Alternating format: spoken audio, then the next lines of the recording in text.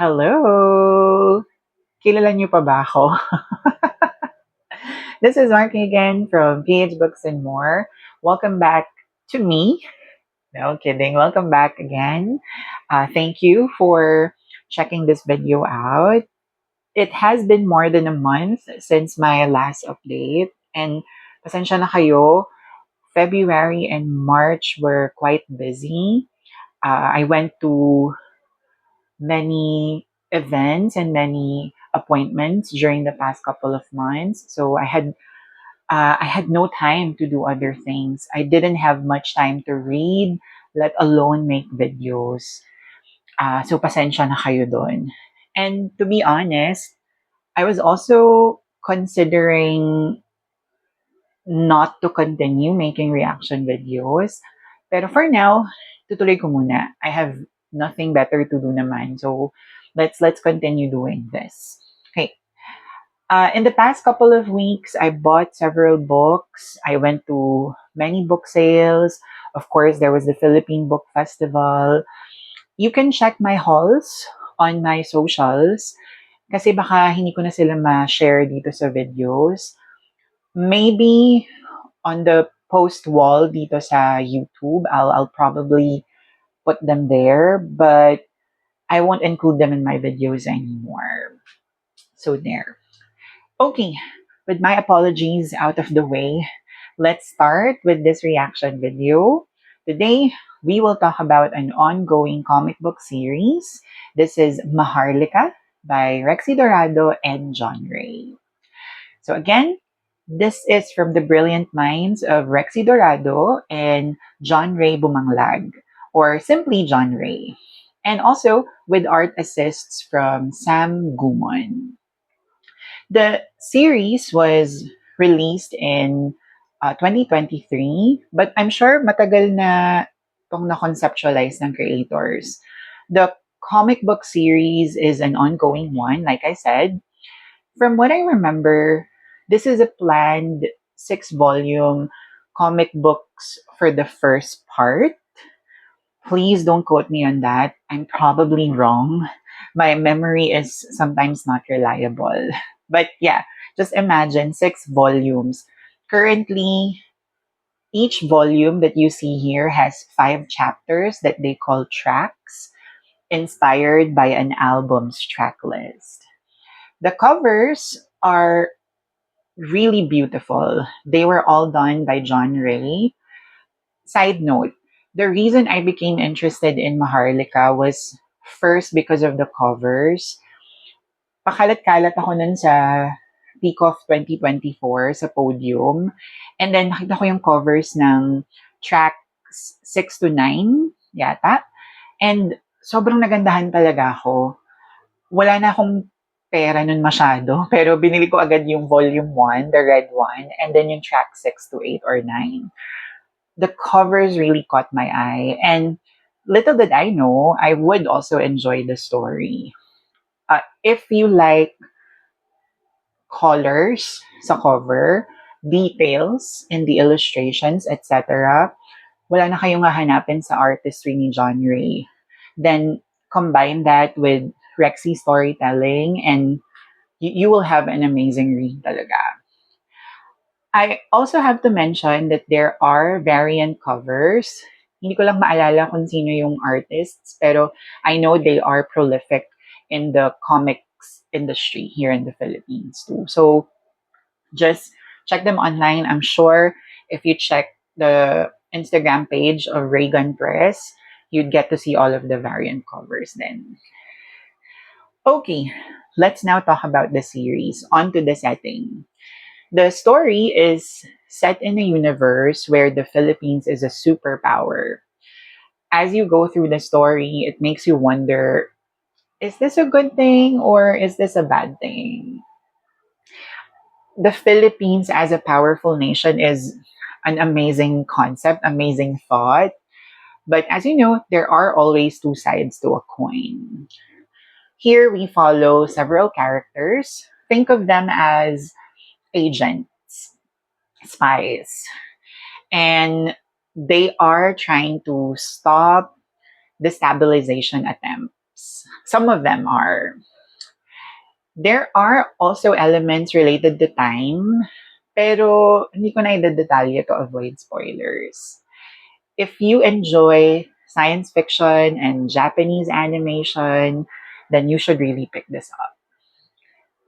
Okay, nabanggit ko that there are several characters here. If you're not paying too much attention, it might get overwhelming for you. For me, when it comes to the characters, I always want to know their motivations.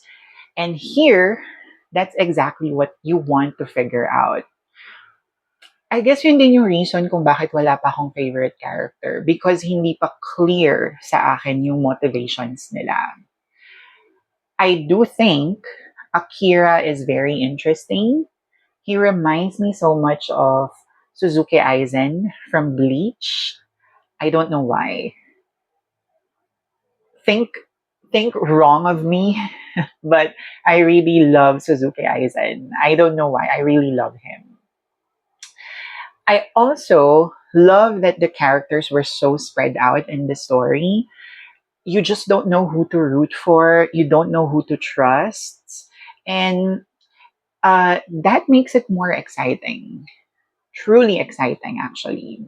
Para siyang Game of Thrones na hindi ka pwedeng ma-attach or makampante sa isang character kasi hindi mo alam baka may ibang fate na ibibigay sa kanya si George R. R. Martin.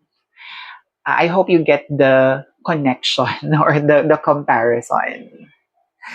If and when the series ends, I'll let you know kung meron na akong favorite character. But for now, wala pa masyado or wala pa siguro. Okay, moving on to some memorable parts and my takeaways. Again, the illustrations John Ray did for the entire series is chef's kiss. When you read the series, appreciate the details kasi sobrang galing talaga. I particularly like how he played with shadows, yung mga corners, edges, ganyan. Ang husay talaga. Grabe, grabe, grabe. Also, the use of alibata, that was a creative choice. I think we don't see it much in comic books. Parang maliban dito sa isang comic book ko pa lang siya nakita or comic book series. So that was a really good touch in this story. It makes it more Filipino. Yes. Now, there is a total of 15 tracks in the 3 volumes. Some were memorable, some were okay, but you know it's a good story kung prologue pa lang na hook ka na. That was a crazy prologue. As readers, I think that's something that we want. We crave for that element of surprise. And dito simula pa lang, masusurpresa ka na kagad. The setup and the build up were really done so perfectly or properly then. In the first couple of tracks, you get an idea of where the story is going to take you. And then around track 13, some things will be revealed. You'll get some realizations. So sobrang ganda nung flow niya. And that's all thanks to Rexy's storytelling. Para sa akin, the last 3 tracks were my favorites. I love when things start coming into full circle, but still leaving room to further the story. So, hindi pa siya tapos kahit na may full circle moment na. Since this is an action series, definitely may mga fight scenes. They were done so well. Pero be careful, some readers might find them too brutal. So, tread lightly pa rin. This is in black and white, so hindi siya masyadong nakakagulantang. But still, some of the scenes are a little bit violent, so careful then when reading this. One thing I wish the series has are notes, especially on the objects within the story. I think para lang clear yung purpose nila. For example, yung Duende and Carabao, if you add notes, it could help more readers or some readers to visualize these objects more and imagine what's the purpose of these things. There. If you like science fiction, this is definitely the book for you or the series for you.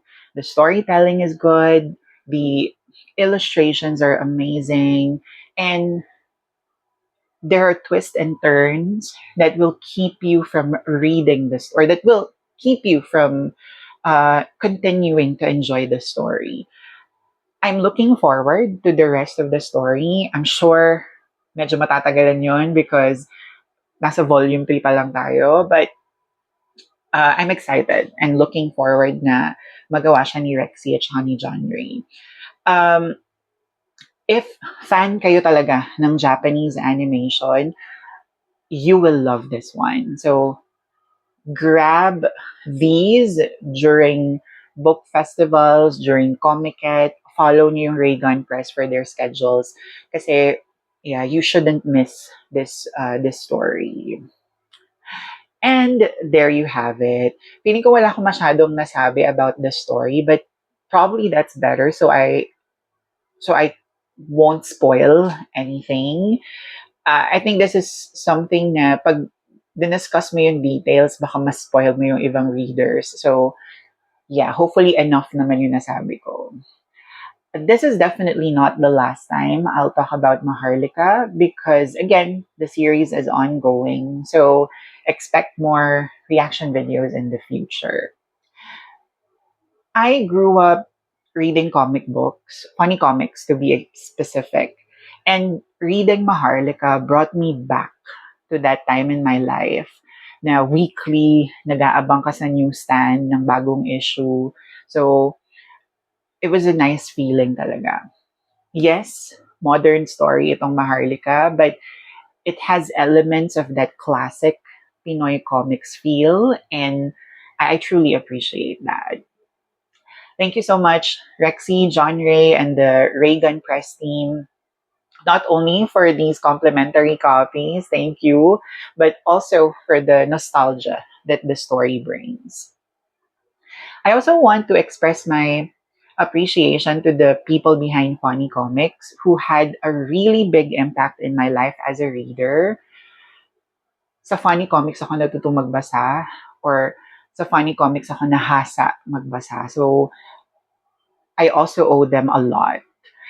Kina Kuya Dexter Rojas for Dennis X, kay Sir Rex Espino for Betchy Witchy, kay Sir Oliver Page and Steven Segovia ng Tomas and Colas, kay Sir Ronnie Santiago ng Planet of the Apes, and sa lahat ng naging bahagi ng Funny Comics.